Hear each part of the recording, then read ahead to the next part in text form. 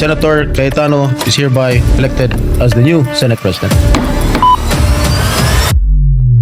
Oh, hinara ko naman yung guy. This is the Senate. I didn't realize that he was coming.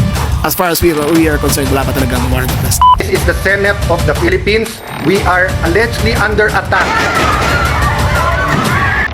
Nag-walk out ang minority senator sa gitna ng mainit na debate. I hereby move and nominate Senator Sherwin Gatchalian as the Senate President Pro Tempore. Duly seconded. The motion is approved. There will be a Blue Ribbon Committee hearing on Monday. But tomorrow, tuloy ang hearing ng Blue Ribbon Committee. I am still the legitimate, legal, moral Senate President of the Republic of the Philippines. At dito siya, Secretary John Vic Rimulya at pinipigil sila Senator Robby Padilla. Po, nakapag-deliver po ako doon kay Senator Erwin Tulfo ng 2 beses. Yung una po, 2 malita, tapos yung pangalawa po, 6. Sundalo kami, sir, hindi kami nagpapatukso sa mga pera. Gusto namin trabaho sana. Trabaho na kung saan mabuhay namin ang pamilya namin para sa aming sariling sikap.